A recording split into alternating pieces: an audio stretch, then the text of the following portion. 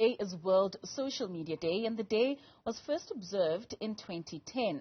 Social media, as we know it, has largely influenced societies, that be positive or negative. In fact, over the years, it has helped to bridge the gap in learning, sharing, and influencing ideas and creating memories. But there is also cybercrime, bullying, and more that can come with social media. For more on this topic, we are now joined by Head of Communications at Media Monitoring Africa, Nomshato Nkosinkulu. Nomshato, thank you so much for joining us this evening. Now, social media has become an integral part of our everyday lives. Why is it important to observe the day today? I think what social media did was honestly create a platform whereby everyone can connect with one another, but most importantly, where everyone can, share their thoughts and experiences and actually exercise their right of freedom of expression, be able to hold power to account, access information, whereby historically this was quite a difficult venture, to find yourself in.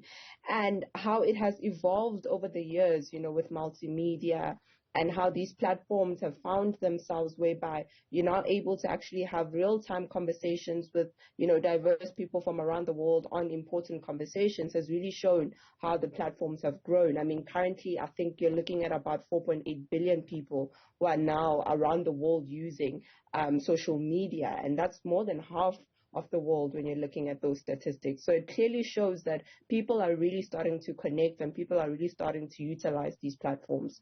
Well, I mean, many of us can't think of a world differently without social media. I mean, it's become so much a part of who we are in our everyday lives. How would you say social media has truly changed how we interact globally over the last 10 years?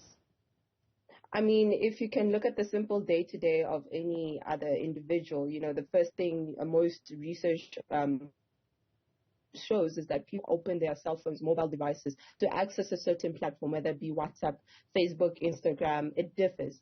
And it kind of shows how the need to be able to stay up to, date with the trends, to be able to stay up to date with what's happening, what are people talking about, what's the latest, even, entertainment, TikTok video or challenge or dance that's happening on social media.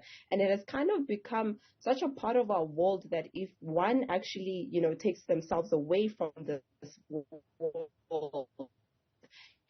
it almost feels as if they're not really connected to the world. I'm sure they're looking at how more than 3 hours a day is used on social media. That's quite, a number of hours to be able to, maneuver the social media platforms. So clearly it kind of shows that that's where we access, everything that we need, our day-to-day news, information, connect to interests, whether it's locally, continentally, or internationally. And with, of course, all this positive impact that social media has had on the world, we do have the other side of the coin, of course, being misinformation and how quickly it can spread. How do you think we could circumvent the effects of the spreading of misinformation, especially via social media? I think the rise of, cyber ills or the dangers of social media over the years has kind of shown the importance of digital literacy that has been lacking as social media has been evolving, particularly in Africa as a continent where, we're still dealing with, the digital divide and the gap that's still standing there. And what disinformation and misinformation had done is clearly showed that how these platforms can be manipulated and used and lead people to confusion and actually even cause harm. And outside from that, how it's used to incite violence, hate speech, harassment against individuals. It has actually become a platform where some are seeing it as an opportunity to create, counter narratives and promote their own agendas that can cause harm to everyone else. Speaking of that digital divide, how far back are we as a continent and what's the impact thereof? I mean, there are definitely, innovative solutions and strategies that are being currently, put to place. But realistically speaking, we still have quite a long way to go. And looking particularly that we still have an issue of infrastructure or access, and that's the basis, of connectivity. We're still dealing with issues issues of, dealing with issues of, real-time access to internet, which is, your Wi-Fi. And I think what, when you look to the West, what that has shown us is that when Africa comes to the table and starts talking about connectivity, we still need to take a few steps backwards while others are talking about artificial intelligence, which we are still too. But clearly there's things that we need to obviously go back and start threading in order for us to actually starting, having an impact in this world. Most certainly. I mean, also what comes across with a lot of social media conversations is cyberbullying and cyber crimes. How imminent is that, especially in the context of South Africa? I think particularly when you're talking about cyberbullying, you start seeing these trends growing, particularly around, youth engagement and how it's becoming a problem within school systems, and how we've gone away from the solution being don't let a child, for example, have access to a cell phone, or don't give a device to a child. However, as much as parents can try and shield their children from this world, they still access it when they step out of their homes. And what it's shown is the fact that we're dealing with beyond cyberbullying, such as catfishing, online grooming, which are particularly also growing. Cyberbullying obviously being the most significant concern. It encourages, shows that we need to start having those, supportive environments, open communication environments where learners and young people can actually start building relationships with their parents, to start engaging and helping them understand, the importance of online safety.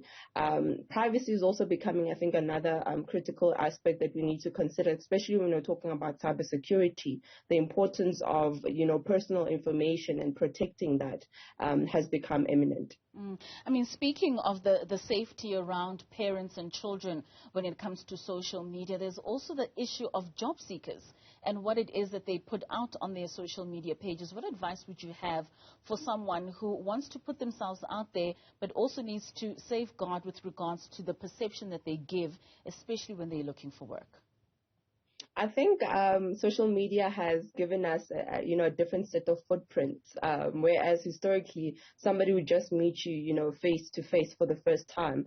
And now, any individual who's hiring access to profile on the internet, comes to rise, whereby who you are or who they see you as on social media kind of gives them the impression of the type of individual that you are.